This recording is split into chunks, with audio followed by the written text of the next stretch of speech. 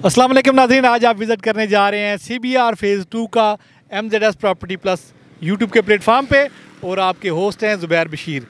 तो चलिए आपको डायरेक्ट CBR के विज़िट के बारे में आपको पहले मैं डिटेल बता देता हूँ। आज हम इसकी ड्रोन फुटेज बनाएंगे, प्लस इसके रूट्स को डिस्कस करेंगे और इसकी डेवलपमेंट को देखेंगे। इसके अंदर कितने ब्लॉक्स हैं, कौन से ब्लॉक में कितनी डेवलपमेंट हुई है और अब तक क्या हो चुका है। तो चलिए शुरू कर देते हैं। अगर इसके रूट्स की बात कर लें तो इसको दो रास्तों से आप अप्रोच कर सकते हैं, एक गिरजा रोड से और एक I-16 से। अगर आप गिरजा रोड से आएंगे तो आप अप कंट्री को क्रॉस करके इस गेट तक पहुंचेंगे और यहां से आप CBR फेज़ 2 के अंदर आ सकते हैं। अगर आप इस्लामाबाद से आ रहे हैं तो आप I-16 से आएंगे, I-16 से होते हुए FOECEH के अंदर से गुजरते हुए सीधे आप आ जाएंगे इस गेट पे और यहाँ से आपका विज़िट स्टार्ट हो जाएगा। तो ये इनकी मेन बुलेवार्ड है, NOC अप्रूव्ड सोसाइटी है और जितनी जितनी चीज़ें हैं आए साथ देखते हैं और डिस्कस करते हैं। MZS TV सब्सक्राइब करें। यहाँ आपको रोज़ाना की बुनियाद पर आपकी प्लॉट की ताज़ा तरीन अपडेट और प्रॉपर्टी मार्केट के उतार चढ़ाव की खबरें मिलेंगी। ये आप देख रहे हैं, ये मेन गिरजा रोड है जो कि डोकशीदा से आ रहा है इस तरफ और ये एयरपोर्ट को जाकर टच कर रहा है ठलियाँ की जगह पे। अगर आप मेरे बैकग्राउंड में देखेंगे तो यहाँ से थोड़े से फासले पर अप कंट्री की इंट्रेंस वाला गेट भी है। इसी तरह जो CBR फेज़ 2 है उसके ब्लॉक I और J उनका ये बोर्ड है और उनके लिए भी ये नई इंट्रेंस तैयार हो चुकी है गिरजा रोड के ऊपर। देख सकते हैं ये इस तरफ D ब्लॉक है, इस तरफ A ब्लॉक है, B ब्लॉक है और आगे H और F ब्लॉक हैं। हम आगे भी आपको लेके चलेंगे। तो आपको पहले दिखा दें कि C ब्लॉक की कमर्शियल के ऊपर काम हो रहा है। यहाँ पे प्लाजे के बेसमेंट के ऊपर आप देख सकते हैं खुदाई हो चुकी है और आगे कुछ घर भी बन चुके हैं। इसके अलावा आप देख सकते हैं A ब्लॉक के अंदर भी कनाल के घर बने हुए हैं। तो आबादी ऐसा ऐसा आ रही है, पुराना प्रोजेक्ट है। अगर CBR की हिस्ट्री की देखें तो CBR ने जो GT रोड का प्रोजेक्ट है वो तो बड़ा ज़बरदस्त डेवलप किया, मोस्ट सक्सेसफुल प्रोजेक्ट था इनका। तो लेकिन जो CBR फेज़ 2 के ऊपर आए हैं तो चीज़ें काफ़ी स्लो जा रही हैं। डेवलपमेंट जैसे एक कोऑपरेटिव हाउसिंग सोसाइटी की होती है वैसी है, मतलब खुली खुली सड़कें और बाकी फैसिलिटीज़ जल्दी पहुंच जाती हैं। लेकिन जो इनकी डेवलपमेंट है या आप कह लें कि इसको लिवेबल बनाने के लिए जो इनकी प्रोग्रेस है वो थोड़ी स्लो हो रही होती है। तो आबादी इसको ऑलरेडी गिरजा की आबादी टच कर रही है इस तरफ से और उस तरफ अगर आप कहें तो अप कंट्री और FOECHS के भी इंट्रेंस है। तो उम्मीद है कि अगले आने वाले कुछ साल के अंदर यहाँ पे काम तेज़ होगा। उसकी वजह ये है कि एयरपोर्ट तो ऑलरेडी मतलब फंक्शनल हो चुका है। जैसे जैसे रावलपिंडी रिंग रोड का काम तेज़ होता है वो यहाँ से चंद किलोमीटर के फासले पर है, तो उसके बाद इसकी वैल्यू और तेज़ी के साथ ऊपर उठेगी।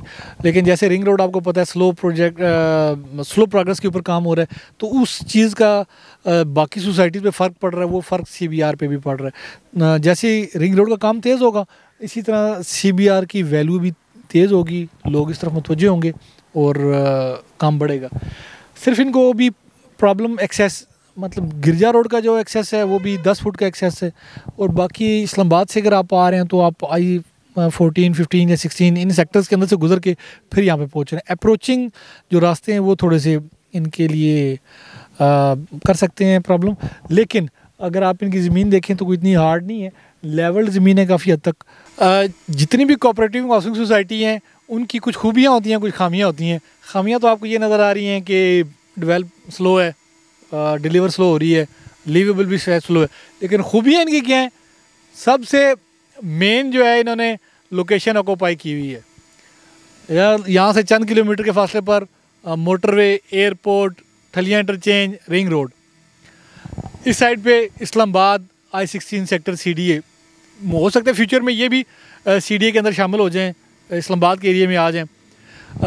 CBR फेज़ 2 इस्लामाबाद अगर लिखा होता है तो कहते हैं कि है तो ये रावलपिंडी का RDA का प्रोजेक्ट है, लेकिन देखिए साथ I-16 टच कर रहा है, I-17 टच कर रहा है।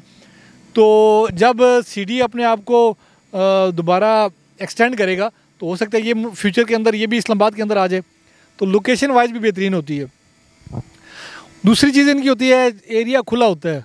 ये आप देख रहे हैं मेरे बैकग्राउंड पे 80 फुट की एक साइड पे है, 80 फुट की रोड मेन बुलेवार्ड दूसरी साइड पे है और ये दरमियान में जनाब आपको एक लुश किस्म का ग्रीन बेल्ट मिल रहा है। ये आपको प्राइवेट हाउसिंग सोसाइटीज़ में नहीं मिलेगा। वहाँ पे तो मालिक जो ओनर होता है, प्राइवेट बंदा होता है, उसने तो पूरी कैलकुलेट की होती है कि ये मेरी इतनी लैंड है और मैंने इसके ऊपर से मैक्सिमम प्रॉफिट गेन करना है। लेकिन जो कोऑपरेटिव हाउसिंग सोसाइटीज़ होती हैं, ज़ाहिर बात है उसमें वो प्राइवेट वाला इतना हिसाब नहीं होता, जो गवर्नमेंट के मुलाजमीन हैं उनका ज़्यादा होता है।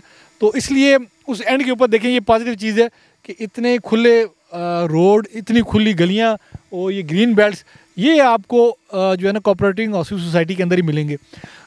जिस वक्त ये चीज़ें आबाद होंगी, यहाँ पे आके लोग रहेंगे, तो मेरे ख्याल में एक बहुत खूबसूरत और प्यारा व्यू बनेगा। लेकिन जिस वक्त तक लोग सब्र के घूंट पी रहे हैं, उन्हें थोड़ी सी परेशानी है कि CBR के अंदर डेवलपमेंट कब तेज़ होगी, कब रेट अप होंगे। याद रखें, जो भी सोसाइटी है उसके रेट अप होने के ऊपर सिर्फ डेवलपमेंट या ये चीज़ें नहीं, काफ़ी एलिमेंट्स जो हैं वो उसकी कीमतों को उठा रहे होते हैं। फॉर एग्जांपल, अगर ये गिरजा रोड है जो इस वक्त 10-11 फुट चौड़ा है, मुश्किल से 2 गाड़ियाँ क्रॉस कर रही हैं, फ्यूचर में ये 80 फुट, ये 120 फुट होता है, तो सिर्फ इस रोड की विड्थ बढ़ने से भी यहाँ के रेट अप हो जाएंगे। अगर यहाँ पर रिंग रोड का काम शुरू हो जाता है तो रिंग रोड जो ठलिया इंटरचेंज है यहाँ से चंद किलोमीटर के फासले पर है, तो सिर्फ उसकी डेवलपमेंट के साथ ही इसके रेट अप हो जाएंगे।